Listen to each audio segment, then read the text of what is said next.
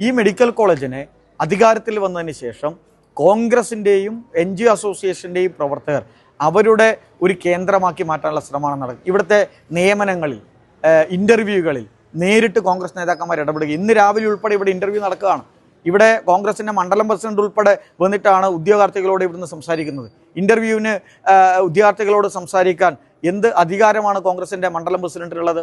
ഈ മെഡിക്കൽ കോളേജിൻ്റെ മുന്നേറ്റത്തിന് ഇടതുപക്ഷ സർക്കാർ നടത്തിയ ഒരുപാട് ഇടപെടലുണ്ട്. MLA എന്നതിൽ ഞാൻ നടത്തിയും ആ സർക്കാരിന് വേണ്ടി നടത്തിയ ഇടപെടലുണ്ട്. ഇവിടെയൊന്നും ഒരു ഘട്ടത്തിൽ ഇൻ്റർവ്യൂ നടക്കുമ്പോൾ CPM-ൻ്റെ നേതാക്കന്മാർ ഇവിടെ വന്നിരിക്കാറില്ല. ഈ ട്രാൻസ്ഫറിൽ CPM-ൻ്റെ നേതാക്കന്മാർ വന്ന് ലിസ്റ്റ് കൊടുക്കാറില്ല. പക്ഷേ ഈ നിലയിലല്ല ഈ മെഡിക്കൽ കോളേജിന് മുന്നോട്ട് പോകുന്നത്. അതോടൊപ്പം ഇവിടെ കുത്തഴിഞ്ഞ നിലയിലേക്ക് മെഡിക്കൽ കോളേജ് മാറുകയാണ്. ഇവിടെ ആരാണ് ഉത്തരവാദിത്വം എന്ന നിലയിലൊന്നും ഇല്ലാത്ത NGO അസോസിയേഷൻകാരുടെ ഒരു വിളയാട്ട ഭൂമിയാക്കി ഈ മെഡിക്കൽ കോളേജിനെ മാറ്റുന്ന നിലയാണുള്ളത്. ഇത് അവസാനിപ്പിക്കണം. മെഡിക്കൽ കോളേജ് അധികാരികളുടെ നേതൃത്വത്തിലാണ് മുന്നോട്ട് പോകേണ്ടത്.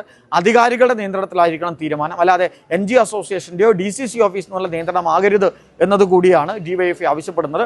ആ നിലയിലെല്ലാം ഈ ആവശ്യങ്ങൾ അംഗീകരിക്കാതെ വന്നാൽ ശക്തമായ പ്രതിഷേധത്തിലേക്ക്, തുടർ സമരങ്ങളിലേക്ക് DYFI പോകും.